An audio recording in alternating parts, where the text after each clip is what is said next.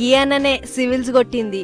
పేరు బీరప్ప ధోని. మహారాష్ట్రలో ఉన్న అమెకి అనే ఊళ్ళో ఉంటాడు. అయితే అన్నోళ్ళ నాయన సిద్దప్ప ధోని గొర్రెలు కాస్తాడు. అట్లా గొర్రెలు కాసుకుంటా కొడుకు చదువు కోసం కన్నమ్మ తిప్పలు పడ్డాడు. అటు కన్న తండ్రి కష్టం కల్లారా చూసిన బీరన్న మస్తు సెంచరీ లేండు. ఎట్లనైనా సర్కార్ కొలువు కొట్టాలి అని గట్టిగా చదివి మొదలు పోస్టల్ జాబ్ కొట్టిండట.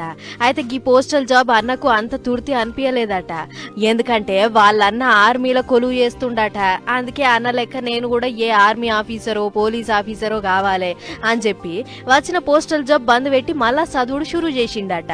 అట్లా చాలా తిప్పలు పడి మొత్తానికి సివిల్స్ కొట్టిండు. దీంతోని మా ఓని కళ నెరవేరిందని ఇంటోళ్ళు మస్తు మురిసిపోయిర్రు. అన్న ఇంటికి వచ్చినాక అలా సాంప్రదాయం ప్రకారం నెత్తికి రుమాలు, భుజం మీద గొంగడి, మెళ్ళ దండలు, సంకల గొర్రె పిల్ల పెట్టి సంబరపడ్డారు. వాళ్ళ మామైతే ఏకంగా ఊరంతా మిఠాయిలు వంచిండట. కాని చూడుర్రి, ఓ పేదింటి బిడ్డ అయ్యవ్వల కష్టం చూసి ఎంత పెద్ద నౌకరీ కొట్టిండో. ఇక ఇదిట్లుంటే అటు ఉత్తరప్రదేశ్ రాష్ట్రం సంభాల్ జిల్లాలో కూడా ఇసొంటి ముచ్చటే అయ్యింది. బీరన్న లెక్కనే గీతమ్ముడు కూడా సివిల్స్ కొట్టిండట.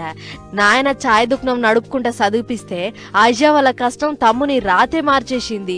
ఎట్లా చేసైనా మా వాళ్ళ తిప్పల బాపాలే, అందుకోసం నేను మంచిగా చదవాలే అని పట్టుదలతోని చదివి సివిల్స్ కు ఎంపికయిండు. దీంతోని ఇంటోళ్ళు తెగ మురిసిపోతుర్రు. గిట్ల ఈ నడుమ వచ్చిన సివిల్స్ ర్యాంకులల్లా ఎక్కువ